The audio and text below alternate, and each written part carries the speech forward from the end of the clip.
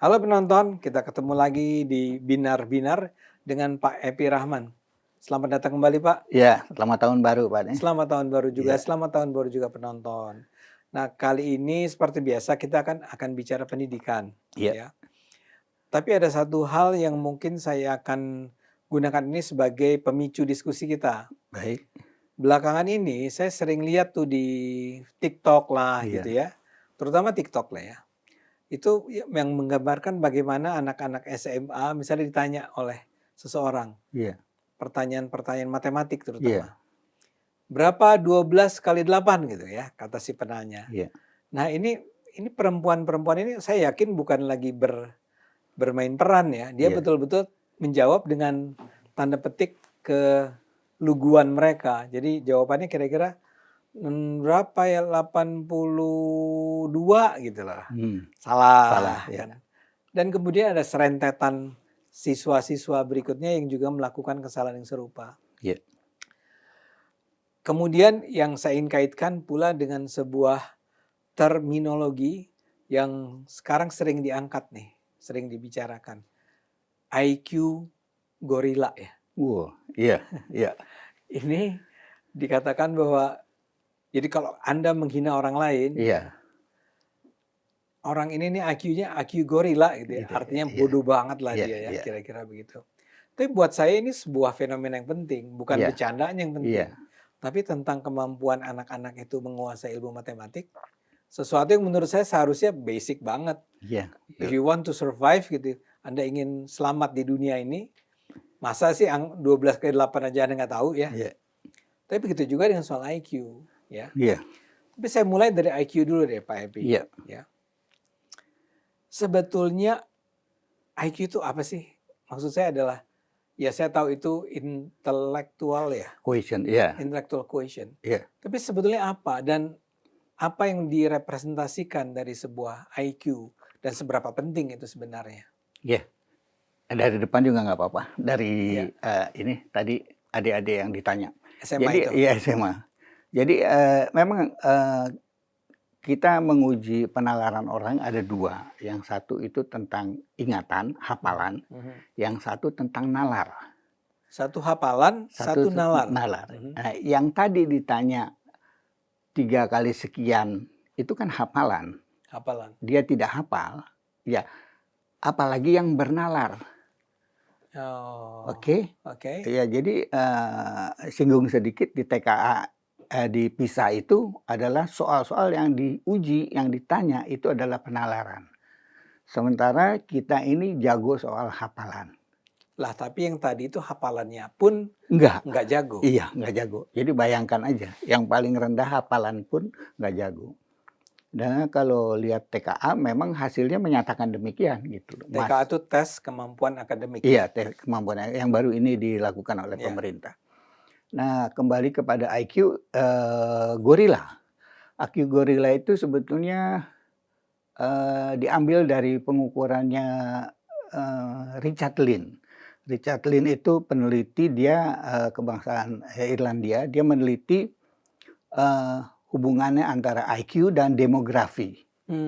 Jadi dari seluruh negara-negara IQ itu dikumpulkan, lalu dirumuskan, dihitung dengan teorinya dia. Ini baru atau lama? Udah lama. Jadi tapi hasilnya keluar, beredar. Nah, jadi itu selalu diulang-ulang kalau orang mau menghina menghina bangsa lain, atau orang yang rasis kognitif, itu selalu dipakai lagi tuh. Jadi yang buat dia itu pintar sama bodoh itu sesuatu yang boleh diadu-adu gitu. Nah, tapi dari masyarakat ilmiah itu menolak nih hasilnya Richard Lynn. Pertama, yang namanya IQ itu individual. Oke. Yang si Richard Lynn ini, Mr. Richard Lynn ini mengambil datanya itu dari data-data lama. Jadi dia nggak survei lagi. Data-data yang lama dikumpulin, negaranya ini dikumpulin. Lalu di review sama dia, disimpulkan istilahnya IQ bangsa. Oh. Nah, tidak ada IQ bangsa. Semua karangan ahli menolak munculnya pemahaman IQ bangsa. Jadi yang dikritik tuh IQ bangsa ya? Iya, IQ bangsa. Jadi diambil rata-rata. Iya. Jadi dari secara metodologi dia datangnya data lama dari berbagai sumber. Si sumber-sumber itu juga metodenya lain-lain. Lalu tidak dikaitkan dengan faktor budaya. Iya. Negara yang pernah dijajah kolonial itu beda dengan negara yang menjajah. Iya. Ya, yang dijajah kan ya dibodoh-bodohin gitu loh, dan sebagainya. Jadi artinya abaikan itu nggak bisa. Cuman bahayanya kita pernah puluhan tahun mungkin yang seumuran Pak Ade sama saya merasa tuh kita dulu dicap bangsa tempe. Bangsa tempe, ini tempe, bangsa kuli dan sebagainya. Itu ketika menjadi stigma sampai ke kampung-kampung, sampai ke guru-guru dasar otak tempe dan sebagainya. Itu lama sekali kita menghilangkannya. Sekarang udah nggak ada tuh stigma itu. Anak-anak kita mungkin generasi sekarang udah nggak percaya tuh. Kalau dibilang, kalau kita dulu sempat grogi, ya jangan-jangan bego juga saya nih, kira-kira begitu. Nah ini stigma ini bisa berbahaya kalau muncul. Memang harus terutama guru. Kalau guru atau orang tua sudah menganggap IQ adalah segala-galanya, ya masa depan anaknya sudah di-judgment sebelum perjalanan dimulai gitu. Pak, tapi kan Bapak tadi sebetulnya mengkritik, yang dikritik orang menurut Pak Epi tadi adalah IQ bangsa. Iya. Tapi kalau IQ individu, Iya. kan tetap ada. Ada. Jadi manusia itu punya potensi 3. Psikomotorik, kognitif, dan afeksi. Ketika ini diukur, salah satunya yang kognitif, keluarnya namanya tesnya itu IQ itu. Oke. Tapi itu adalah IQ yang disebut IQ murni, itu adalah potensi awal. Ya. Di dalam psikomotorik juga ada yang diukur. Tingginya, kecepatannya, apa segala macam ya. Oke. Yeah. Tapi itu tidak menentukan segala-galanya, apalagi kalau dikaitkan dengan bakat. Itu sama sekali jauh. Kalau afeksi apa itu? Afeksi perasaan, moral. Kita juga punya skor tentang afeksi gitu. Saya belum tahu, tapi yang jelas itu harus dikembangkan afeksi. Yeah. Nah, kembali lagi ke bakat ini. Yang suka dibilang bakat itu adalah modal awal. Modal awal itu tidak segala-galanya. Pernah lihat pengusaha yang modalnya 10 miliar sama yang modalnya 100 juta. Setelah 5 tahun yang berkembang yang 100, misalnya 100 juta. Itu terjadi, itu umum. Ada sesuatu. Ada cerita soal bakat ya. Ini kalau kita mau bicara bakat, namanya saya lupa Wilma apa siapa, itu pelari Amerika tahun 60. Dia juara Olimpiade tahun 60 untuk lomba lari di Roma. 3 medali emas dia dapat. Waktu itu luar biasa. Yang menjadikan menarik perhatian para peneliti, dia ini siapa? Dia anak 22, nomor 22 dari 22 bersaudara keluarga miskin. Jadi dia tidak punya privilege. Umur 5 tahun dia kena polip dan lumpuh. Dalam kaitannya dia belajar penyembuhan polip, dia belajar jalan, belajar lari. Lama-lama suka lari. Lalu berlarinya dia. Ya. Dan akhirnya menjadi juara dunia sampai 3 kali. Iya. Kalau kita tanya si Wilma ini, Ibu Wilma ini, di mana bakat dia? Privilege nggak ada, ibu bapaknya miskin. Dia pernah kena polio sampai lumpuh. Ya, lalu di mana bakat? Kita suka menentukan orang sukses, memandang atau memberi label orang sukses dengan berbakat. Itu sebetulnya perlindungan buat kita sendiri. Bahwa saya tidak bisa seperti dia karena dia punya bakat, saya tidak. Itu antara lain itu ya. Tapi sesungguhnya Edgar Erikson itu menyatakan bahwa bakat bukan segala-galanya. Satu lagi, contoh lagi, misalnya Michael Jordan. Di SMA, dia nggak kepilih. Tim basket? Nggak kepilih sama sekali. Lambat dan kurang bertenaga. Dia latihan siang malam tanpa waktu. Sampai dia jadi situ. Kalau dulu dia divonis. Belum lagi Beethoven. Itu tuli. Ya. Ya. Ya. Tapi dengan upaya dan kreativitas dia bisa mencipta. Lalu ada Oppa Gangnam dulu siapa? Oppa Gangnam Style. Gangnam Style. Gangnam Style. Itu seumur hidupnya nggak pernah populer. Sebelumnya ya. Sebelumnya penyanyi gurem rata-rata. Tiba-tiba boom jadi. Edison dikeluarin dari sekolah, suruh udah ini anak berbakat Thomas sama Alva sekali. Edison. Iya, Thomas Alva. Nggak berbakat sama sekali kata gurunya. Tidak bisa berkembang. Tapi orangnya rasa ingin tahunya tinggi. Dan dia beribuan kali gagal, itu dia maju terus.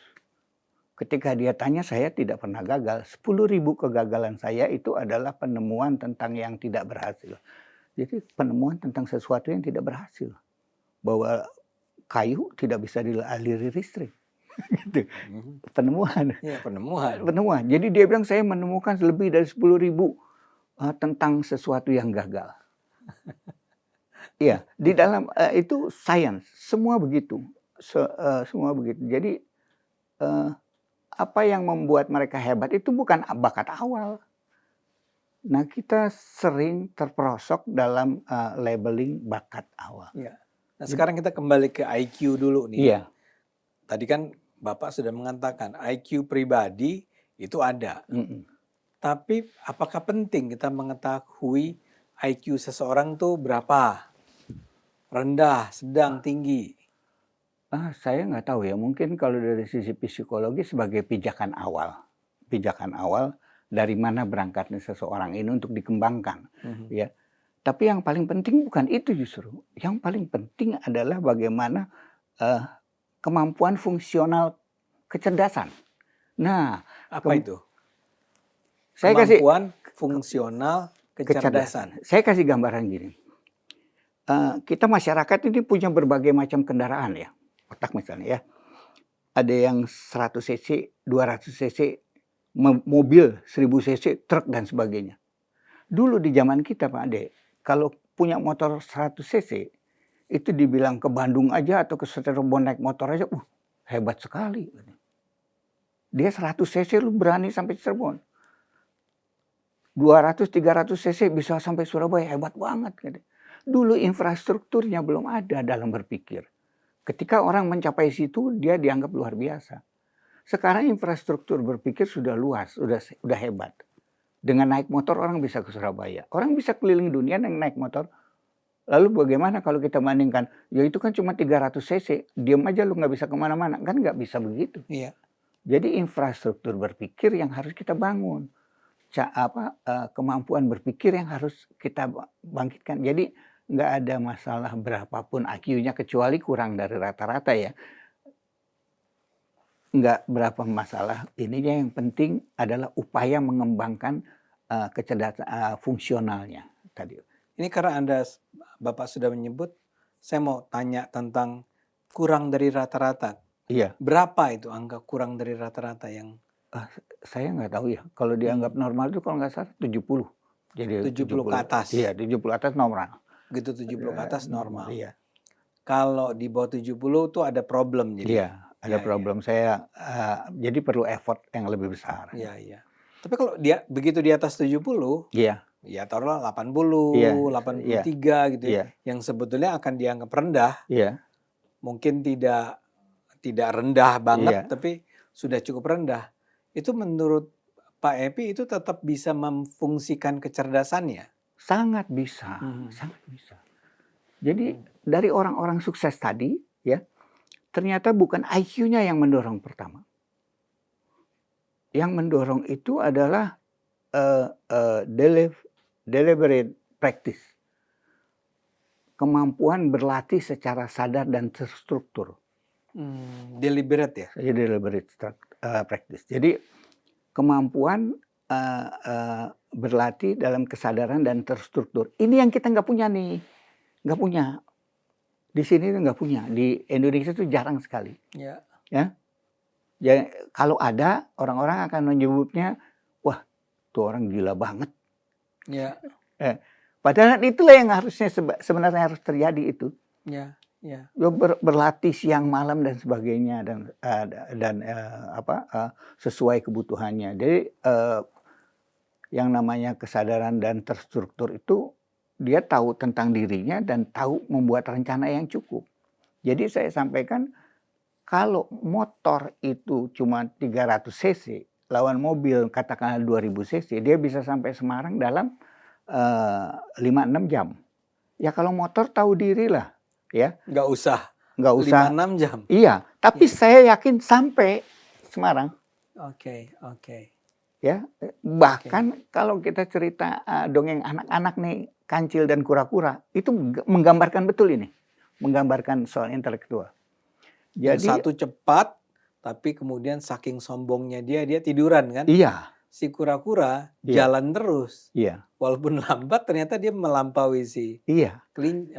Kerja keras, disiplin dan sebagainya itu bisa mengalahkan bakat yang malas. Bukan nyamain, mengalahkan bakat yang malas. Iya. Saya jadi ingat cerita tentang anak seorang teman ya. Yang ketika dia di masa kecilnya, remaja sampai SMA gitu ya. Iya. Itu orang tuanya seperti menganggap dia nothing lah. Iya. Ya. Minggir gitu. Minggir lah. Ya ini emang tinggal dikawinin Iya. gitu. Karena dia perempuan, Iya. lumayan cantik gitu ya. Terus dia nilai-nilainya Iya. mungkin kalau di kelas di bawah rata-rata Iya, atau di bahkan bawah. di rata-rata lah, Iya. atau di bawah rata-rata bahkan. Nggak pernah punya prestasi, Iya. tidak punya kepercayaan diri, Iya. sampai kemudian pada satu titik dia menemukan jiwanya, yang dia sukai. Iya. Yang dia sukai itu adalah online. Jualan online. Iya. Jualan online itu bukan soal dia tekuni, tapi barangkali karena dia suka. Passion. Dia jalankan itu. Iya. Itu tidak dalam waktu yang terlalu lama, dia sukses, Pak. Iya. Pada saat dia mahasiswa tuh dia udah sukses. Iya. Menjadi seorang penjual barang-barang melalui online, apakah yang dia buat sendiri, apakah dia yang jualkan punya temannya atau apapun. Dan sampai sekarang dia menjadi seorang yang bergerak di bidang bisnis yang saya rasa cukup berhasil. Iya. Itu barangkali yang Bapak katakan tadi ya. Iya. Memfungsikan kecerdasan. Seadanya. Iya. Seadanya.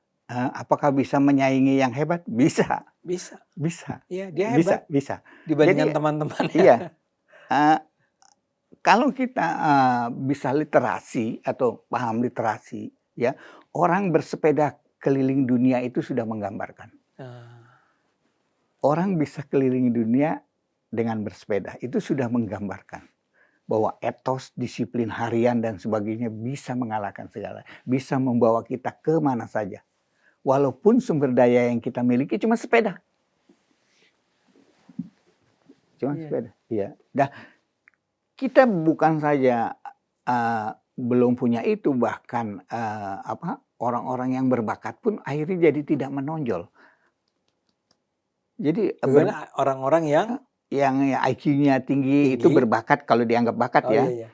Itu jadi tidak menonjol karena dia seperti katak dalam tempurung ya. Happy dalam bakatnya. Konon katanya kalau orang yang sudah dapat predikat berbakat itu paling takut kelihatan bakatnya hilang. Dia nggak mau kelihatan bodoh ya? Iya, mau kelihatan bodoh. Kalau orang bodoh dibilang bego amat gitu, dia ya nggak apa-apa, mau maju lagi. Nah, itu yang maju yang kayak gini nih, yang maju kayak gini. Yang elit-elit, yang jaim, takut kelihatan ini, mendingan saya nanti dulu dah. Ini berlatih. Iya. Jadi anak-anak itu yang seperti anak teman saya itu, mungkin dia tidak merasa khawatir bahwa apa yang dia lakukan itu gagal atau kemudian ditertawakan orang, ya udah, that's me. Iya. Oh iya. Karena itulah saya jadi ingat cerita Pak Epi tentang sekolah Bapak nih, Tunas Global. Iya. Bapak itu kan seperti, saya ingat sekali Bapak mengatakan buat kami itu skor itu nilai, bukan sesuatu yang harus menjadi target untuk dicapai. Iya, Tidak pernah membanding-bandingkan iya, antara betul. satu murid dengan murid Iya, lainnya. itu Tidak ada ranking di iya, kelas. itu rasa aman. Ah, Rasa aman berbuat salah, rasa aman untuk berpendapat, rasa aman untuk mencoba. Karena oke. itu yang disebut rasa aman itu. Kalau kita selalu dinilai dari waktu ke waktu, hidup kita nggak aman. Hah, nggak aman. Iya, iya, iya. Jadi begitu kira-kira. Jadi di sekolah Bapak tidak pernah ada tes IQ gitu?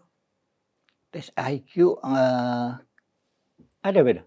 Nggak ada kayaknya, Memang nggak ada. nggak ada. Karena memang tidak dianggap sebagai sesuatu yang sebuah faktor penting lah Iya, di dalam perkembangan. kecuali kalau ada indikasi misalnya memerlukan saran ahli, kita bawa ke psikolog. Psikolog nanti yang menindaklanjuti. Ini Iya. anak titik awalnya ada di mana dia? Titik Iya, awalnya. iya. Nah, kita udah bicara tentang IQ, tentang bagaimana IQ itu bukanlah penentu tentang Iya. keberhasilan seseorang. Iya.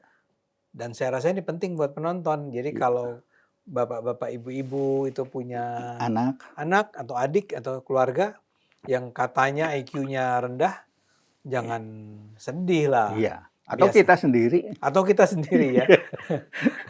IQ-nya rendah, nggak apa-apa, it's nothing gitu. Itu Iya. tidak menjelaskan bahwa, tidak menunjukkan bahwa Anda itu gagal, fail, nggak Iya. punya masa depan dan seterusnya. Iya, bukan penghakiman akhir. Bukan penghakiman akhir. Saya punya pengalaman pribadi sekali. Hmm. Anak saya yang nomor 2 ini nanti kalau nonton komplain diceritain. Tapi nggak apa-apa ya. Iya.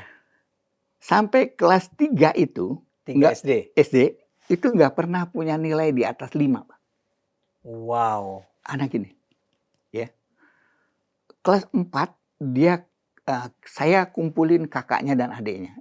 Ini anak Adik kamu ini. Iya. Ini kita perlu support. Dia rasa percaya dirinya kurang dan sebagainya. Lalu kelas 4 dia ketemu guru yang luar biasa. Yang bisa membangkitkan percaya diri. Dan dia di situ bisa mendapatkan lokus kontrolnya, bahwa nggak khawatir lagi harus nunggu ibu, nunggu ayah dan sebagainya. Dan dia bisa mulai berpikir bahwa bekerja, belajar itu menghasilkan sesuatu yang hebat. Kelas 4 itu nilai rapotnya naik 21 poin. Artinya apa itu? Rata-rata, kalau tadinya jumlahnya 90 jadi 122. 21 poin itu gede sekali. Dan sejak itu dia menjadi pembelajar yang luar biasa. Lulus kuliah cum laude, S2 cum laude. Saya mau bercerita bahwa anak seperti ini di sebagian besar keluarga itu dipanggilnya si Oneng. Bodoh lah ya. Punten, Bu Oneng. Enggak, tapi itu benar. Udah si Oneng apa segala macam. Iya. Itu anak udah di label ke situ. Dan itu terpatri dan dia tidak jadi apa-apa. Ya. Dan anak yang dulu ini bukan apa-apa, malah di bawah apa-apa, itu bisa melesat hebat. Kalau pendidikan dan lingkungannya mendukung. Iya. Pendidikan dan lingkungannya mendukung. Dan apalagi kalau keluarganya, seperti Bapak katakan tadi, lingkungan. merasa bahwa perlu dibantu, diingatkan. Iya. Dan Jadi, sebetulnya sebagian besar orang-orang yang saya kenal paling tidak, jadi tidak punya sensitivitas semacam itu. Iya. Sudah keburu vonis. Iya. Ya, simpen, masukin laci, kita Dia mikir sih emang gitu ya. Iya, dia semua emang gitu. Ada keluarga yang itu mau masuk ke Putan ITB. Mana bisa dia mah gitu. Iya. Hah? Iya. Padahal anak itu udah mau. Harusnya kan, mau masuk ITB. Kamu kurang apa? Saya kayaknya lemah matematik sama kimia. Udah les kimia apa segala macam. Disupport habis-habisan. Jangan di judgment. Jadi ini kaitannya dengan UI ini. Teman saya juga punya anak. Itu waduh, kalau SMA aja belajar tuh mesti dibacain ibunya. SMA kelas 1. Ya. Dan sebagainya. Wah, udah payah banget. Tiba-tiba kelas 1 itu orang tuanya membelikan piano. Dia mulai happy. Pikirannya berkembang, kreativitasnya berkembang. sampai SMA lulus itu, ya, dia berhasil masuk UI. Nah, masuk UI kan prestasi luar biasa. Iya, iya, berat. Berat kan? Sampai neneknya nih bilang katanya, UI sekarang gampang, si Ibam aja masuk. Hah? Iya. Apa bukti nyata ini? Jadi memang kita punya waktu untuk berkembang, jangan Ya, putus harapan. betul, betul. Ibam aja masuk UI. Iya. Jadi jadi UI sekarang gampang kata Gampang, neneknya. karena si Iba masuk. Masuk, iya. Nah, sekarang saya mau beralih sedikit nih. Iya. Tadi Bapak menyebut tes kemampuan akademik Iya. yang saya tahu itu kan baru pertama kali dilakukan di Indonesia ya, Iya, iya. ya, Iya. se-Indonesia. Iya. Dulu sebelumnya UN, ujian nasional dan sebagainya. Tapi ini kan bukan pengganti UN, ya? Bukan pengganti UN. Tidak wajib, Tidak wajib, sukarela. sukarela, dan sebetulnya bukan diuji untuk apakah kalau dia lulus dia dari TKA itu dia akan bisa masuk ke UI atau ITB atau apapun kan? Bukan itu yang Yang ditarget. Ya, Bukan. bukan. Tapi Pak, saya ingin komentar dulu Bapak. Kenapa TKA itu, apakah menurut Bapak TKA ini penting? Ya, dan kenapa ini baru dilakukan sekarang? Dan hasilnya kalau Bapak tahu seperti apa? Saya punya sih data-datanya. Ya, kembali lagi ini.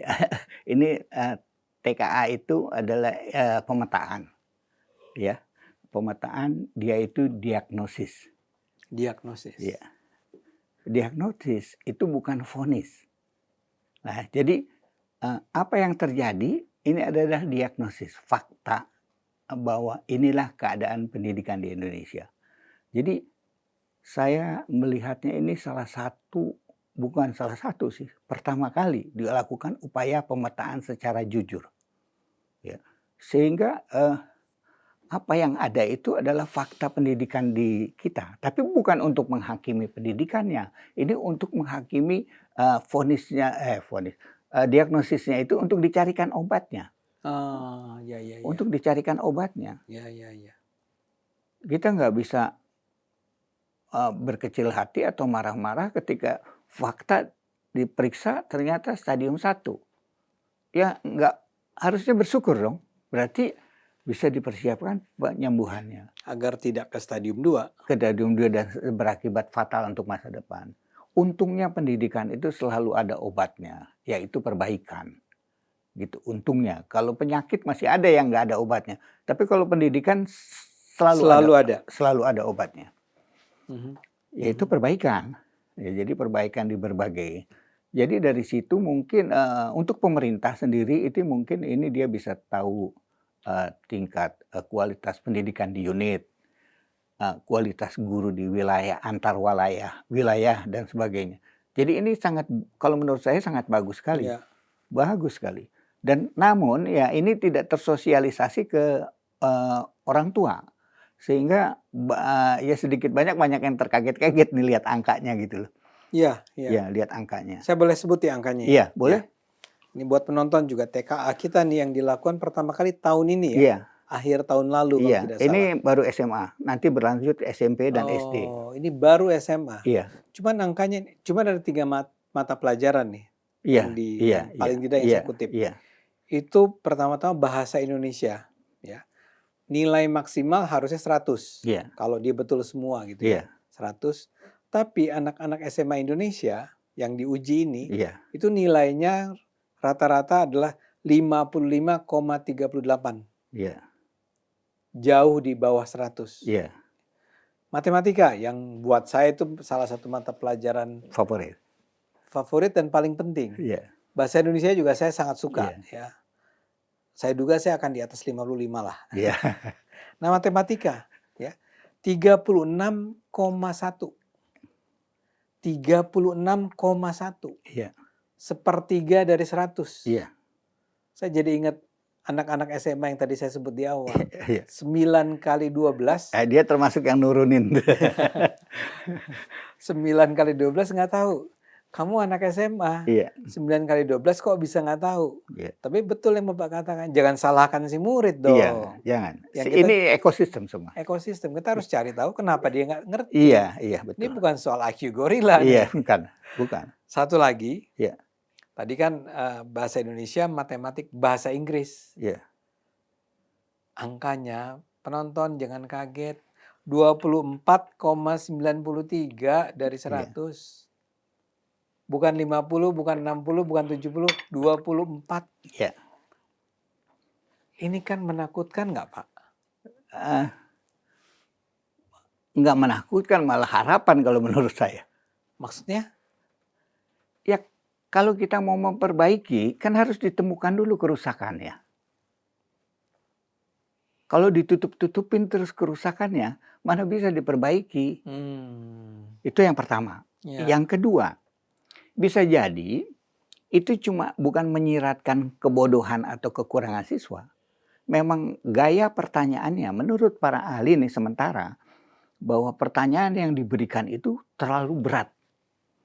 Karena terlalu banyak menyinggung soal-soal yang berpenalaran. Yang TK ini? Iya. Sehingga anak-anak itu udah gelagapan untuk menghadapi soalnya. Maksud Bapak ini soalnya bukan kayak tadi, 9 kali 8, bukan. Ini sekarang ini kita maju ke era pengajaran dan pengujian yang bernalar. Itu gimana, Pak? Maksudnya yang bernalar? Iya. Saya baca ya, biar teman-teman bisa tahu. Boleh. Jadi apa itu soal yang bernalar? Tidak bisa dijawab dengan hafalan. Oh, yang tadi tuh hafalan ya? Hafalan. 9 kali 7 tuh Iya, hafalan ya? Iya. Nggak bisa Anda dijawab. bisa aja hafal itu. Iya. Tapi Begitu belum dapat- tentu bisa jawab. Oke. Menuntut memahami konteks. Menuntut memahami konteks. Memerlukan langkah berpikir lebih dari satu tahap. Langkah berpikirnya harus lebih dari satu tahap. Iya. Sering lebih punya cara lebih dari satu jalan. Jadi jawabannya bisa satu atau dua. Ya. Bukan ditanya apa jawabannya, tapi bagaimana dia bisa sampai ke sana. Jadi jawabannya itu bukan cuma soal angka akhirnya berapa. Iya. Saya kasih contoh matematik ya. Matematik 3/4 kali 16 berapa? Wah, Iya kan? 3/4. 12 benar. Benar. Saya matematik bagus. Jadi orang akan ini ingat. penonton mentertawakan saya. Tapi saya benar kok itu. 3/4 kali 16, betul nggak, No? Berapa? 12. 12, betul. Saya ngetes aja tadi. Oh, iya berapa ya? Jadi itu hafalan. Itu hafalan. Jadi pembilang dibagi pembilang, penyebut kali penyebut sama dengan berapa? Persis. Itu hafalan. Rumus-rumus A kuadrat yang jelimet-jelimet yang suka kita salin di kertas itu hafalan. Bapak tukang nyontek ya? Enggak sekali. Hafalan, oke? Saya ingat sekali tuh, dulu saya begitu tuh. Rumus ada di bawah meja gitu. Iya. Karena itu hafalan. Bagaimana soal matematik tadi 3/4 kali 16 yang bukan hafalan? Oke. Kamu memiliki 16 meter pita. 3/4-nya kamu pergunakan untuk membungkus kado. Berapakah sisanya? Apakah cukup untuk menghias kartu namamu yang berukuran 5 kali 10? Jelaskan, jika cukup kenapa, jika tidak cukup kenapa. Itu matematik. Wow. Itu matematik. Itu berat dong ya? Ya nggak berat lah. Nggak, bukan. Kalau buat anak pintar sih nggak berat. Ya justru ini mulai, kan bernalar kan nggak sekaligus gitu. Kalau itu mungkin kelas 4, kelas 5 ya. Tapi kalau kelas 1, kelas 2 kan sudah mulai soal-soal bernalar. Jadi ya dulu suka ada tuh Udin punya 2 apel ini kalau dimakan 1 dan sebagainya. Itu kan sudah bernalar. Tapi terus harus naik terus konsepnya bernalar. Jadi bukan pilihan apalagi multiple choice segala macam. Sehingga ada sedikit proses analisa di sana. Bukan sekedar hafal lalu menerapkan. Ada analisa, ada membandingkan. Sekarang 3/4 ini kalau yang ditanya soal pita, bagaimana cara menghitungnya? 3/4 kali 16 berapa? 16 dikurangi itu sisanya berapa? Ya, Ya, bisa nggak 1/4 sisanya dikali 16? ya, Langsung ketahuan sisanya. ya, Bisa. bisa. Wah, berarti sisanya 1/4, berarti 4 sentimeter. Kalau Ngapain juga kita ngitung yang 3/4 ya iya, kan? Ya. jadi itu proses. Kalau seseorang menjawab dengan beberapa langkah, lalu ada langkah cepat yang ini, dia belajar. Oh iya, jawabnya begitu. Oh iya, Ah. itu nalar. Itu nalar. Ini sebetulnya siapa yang bikin, Pak? Yang bikin Yang gimana? TKA ini? Pemerintah lah. Ah. Jadi semangat pemerintah itu baik. Ya kita dukung aja mudah-mudahan ya, karena cuma periode kan 5 tahun. Kalau yang begini ini nggak cukup 5 tahun kalau saya pikir. So, Jadi yang menteri berikutnya jangan sok tahu menghilangkan ya. iya, saya rasa sih mudah-mudahan enggak. Kalau enggak kita demo Iya, rame-rame. iya, iya. Tapi intinya begini, ngajarin demo nggak apa-apa ya di Nggak grup. apa-apa. Hah? Demo, Enggak, bukan penghasutan. demo bukan. yang menggunakan nalar ya. Baik, jadi ya ke sana arahnya TKA, harusnya ke sana. Lalu bagaimana di sekolah? Di sekolah itu merespon TKA itu juga harus seperti itu. Jadi apa yang membuat nilai kalian ini? Apa yang kalian sulit jawab? Bagaimana selanjutnya menjawab? Itu dikaji, dibahas itu harus jadi pembahasan. Bukan dapat laporan nanti sekolah Anda skornya begini, udah diem aja terus ini. Enggak, ini di develop nih, ini di develop. Pak, pertanyaan saya tuh ini. Ini soal yang dibuat dengan cara yang menuntut siswa yang menjawab untuk bernalar. Iya. Jadi mirip-mirip sama soal PISA ini. Soal bisa. Tapi sebelum kita masuk ke PISA, saya ingin tanya dulu. Tapi kan siswa-siswa kita Iya. kan tidak belajar dengan cara seperti itu. Mereka belajar dengan cara menghafal yang tadi Bapak katakan. Iya, betul. Apakah ini tidak akan menjadi masalah? Atau angka ini mencerminkan bahwa masalah itu? Artinya mereka memang tidak belajar dengan cara yang bernalar ini. Iya. Emang tujuannya Oke. menemukan itu. Tujuannya menemukan itu. Nah, mana wilayah yang paling parah, mana wilayah ini, apa alasannya, bagaimana demografinya, nanti pendekatannya berbeda. Tidak semua harus melompat lalu prestasinya dituju, enggak lah, yang rata-ratanya 15 kita naikin jadi 30 dan sebagainya. Perkuatan-perkuatan apa di setiap wilayah itu menjadi kebijakan pendidikan harusnya ya. Harusnya. Iya. Ya tadi, jadi syaratnya nih atau asumsinya harus bahwa ini soal dibuat atau tes ini dibuat dalam rangka mencari memetakan, tapi kemudian belajar tentang atau berusaha untuk mencegah jangan tahun depan kalau kita bikin lagi angkanya sama rendahnya. Iya, harus meningkat, harus meningkat. Nanti mungkin harusnya ya dari pemerintah ada acuan atau kesimpulan apa yang treatment di tiap daerah. Tapi sekali lagi nih penyakitnya pemerintah nih obatnya satu. Keluar satu aturan semua suruh ngikutin. Kemampuan kita beda-beda. Kemampuan kita beda-beda. Bahkan tadi saya pikir-pikir ya jangan-jangan angka yang serendah itu tuh antara lain karena Jakarta versus daerah X. Iya. Itu dianggap sama terus dibikin average score. Iya, kan? memang begitu, Memang gitu ya. Iya. Jadi mungkin sebetulnya rata-rata nasional. Mungkin sebenarnya di Jakarta mungkin Iya, ya. di kota-kota besar ya, di Kota-kota besar wilayah angkanya pendidikannya mungkin sudah lebih tinggi. Ya, ya. Tapi sih saya yakin, bukan saya yakin, saya menduga sih nggak ada yang di atas 80 tuh nggak ada. Karena memang soalnya istimewa. Tapi angkanya emang sangat rendah ini. Jadi memang matematik 36, Pak. Ya soalnya istimewa. Ini kita kena terapi kejut ini, terapi kejut. Tapi ya insya Allah ini untuk perbaikan. Jadi memang harus didiagnosis, ini harus ditemukan penyakit. Dan yang hebatnya, yang membesarkan hati, itu ini kan sukarela. Tapi ada 86% ikut serta. Berarti minatnya untuk maju itu masih sangat tinggi. 86% dari apa? Dari sekolah yang dimungkinkan untuk ikut. Karena ada sekolah yang tidak dimungkinkan. Bukan, ini kan sifatnya sukarela. Iya. Harus ada jaringan internet dan sebagainya. Oh, iya.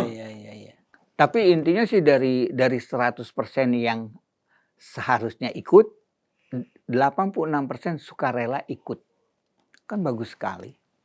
Ada passion lah. Ada hasrat Ada untuk hasrat. iya, untuk ingin tahu iya ya sejauh Nilai saya mana. berapa sih? Iya, sejauh mana sih sebetulnya anak Ini saya. mungkin ada yang nilainya bahkan di bawah 10 kali. Iya.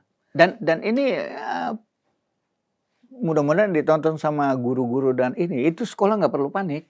Nggak perlu panik. Ini bukan soal menghakimi sekolah, menghakimi guru, apalagi menghakimi murid. Nggak ada sama sekali. Nggak ada sama.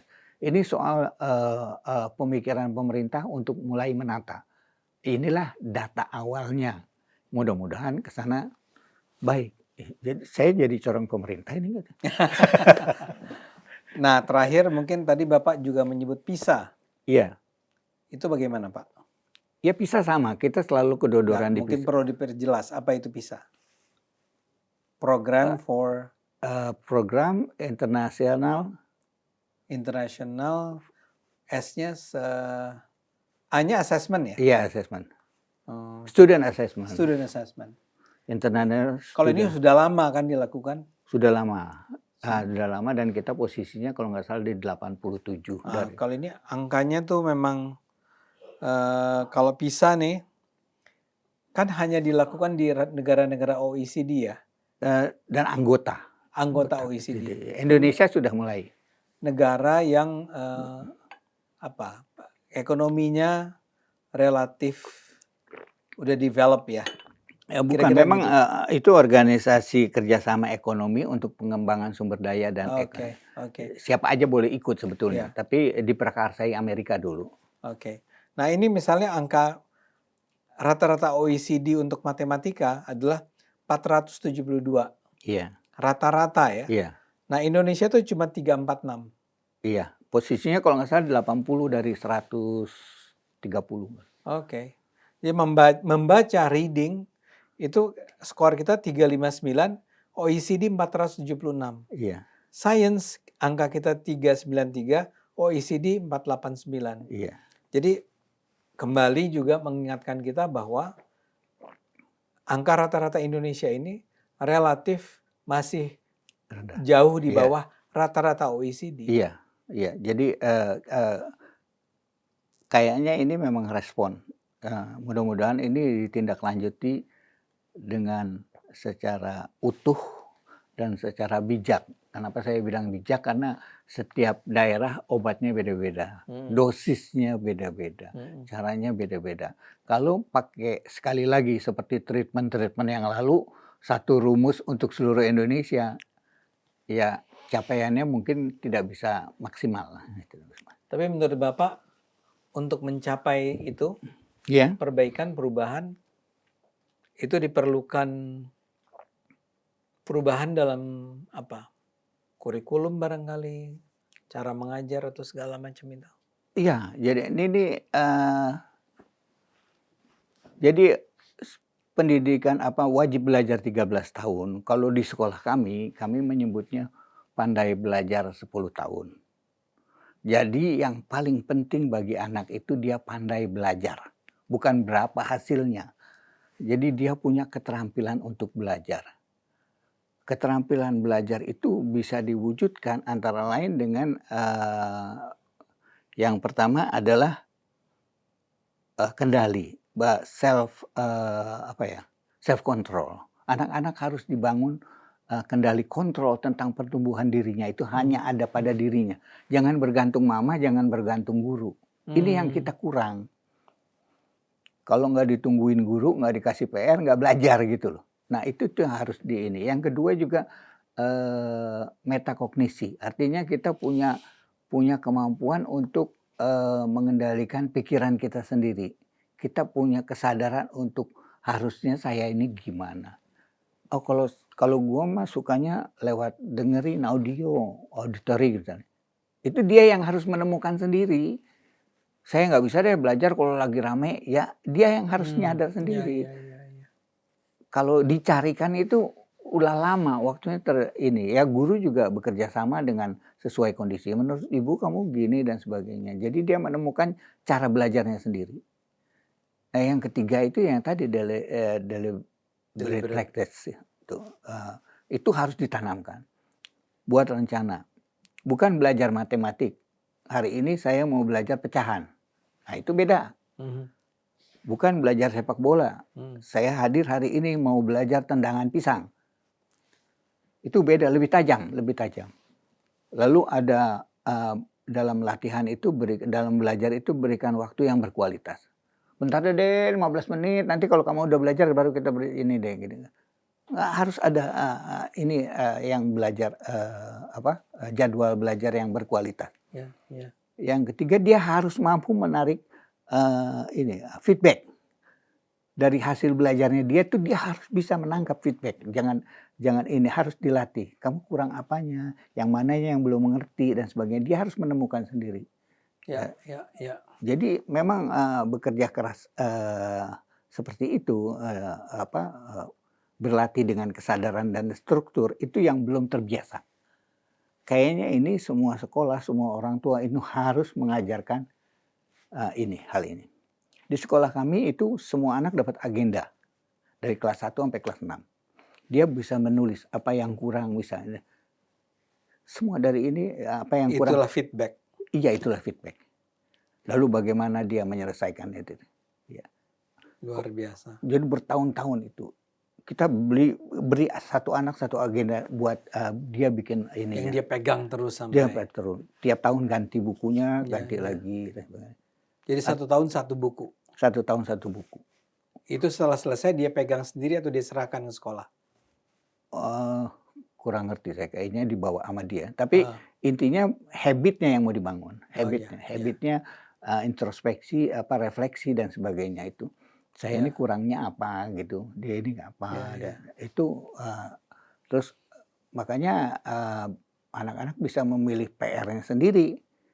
Karena lain-lain gitu loh. Yang satu merasa kurang di matematik, yang satu merasa kurang ini.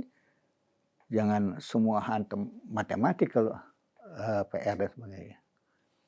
Oke, Pak Epi. Iya. Ini udah cukup panjang, cuma kalau masih ada yang kita harus bicarakan, kita bicarakan di pertemuan berikut lah. Baik. Ya. Ini banyak sekali ini sebetulnya. Nah iya, kita bikin seri nih.